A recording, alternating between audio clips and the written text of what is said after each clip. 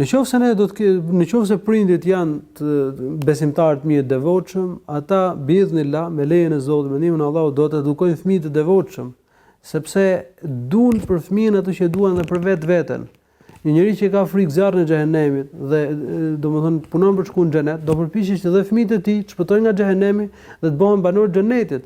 Nëse ai që nuk e beson xhehenemin apo xhenetin, apo e ka një besim të zbehet, ky nuk kujdeset për fëmijët, sepse ka angazhime të tjera dhe mendon për gjëra të tjera më shumë se sa për këtë fakt.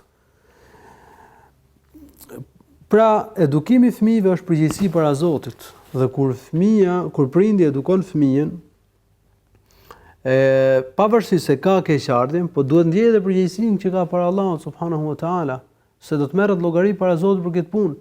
Prandaj Allahu i lartësuar ka thënë në Kur'an: "Ya ayyuhalladhina amanu qu anfusakum wa ahlikum nar", o besimtar, ruani vetët tuaja dhe familjet tuaja nga zjarri i xhehenemit, lënda e të cilit janë gurët edhe njerëzit. Pra thotë ruani vetët tuaja dhe familjet tuaja. E kemi detyrë që të ruajmë, të shpëtojmë dhe familjet tona nga zjarri i xhehenemit. Ka thënë Qatada: "Ta'muruhum bil ma'ruf wa tanhahum 'anil munkar." Ka thënë ti urdhërosh fëmijët për mirë, ti ndalosh nga e keqja, se kështu i shpëton nga zjarri i xhehenemit. Ti urdhërosh për të mirë, ti ndalosh nga e keqja njerëz dhe familjes. E treta, ti udhëheqësh me ligjin e Zotit, taqumu alehim bi amrillah, ta'muruhum bihi wa tusa'iduhum alayhi. Ti ta qeverisësh familjen, ta udhëheqësh familjen, ta drejtosh familjen me ligjin e Zotit. Me mësimet e Kuranit dhe hadithit e Muhamedit sallallahu alaihi wasallam. Ti urdhërosh për zbatimin e tyre dhe ti ndihmosh në zbatimin e tyre.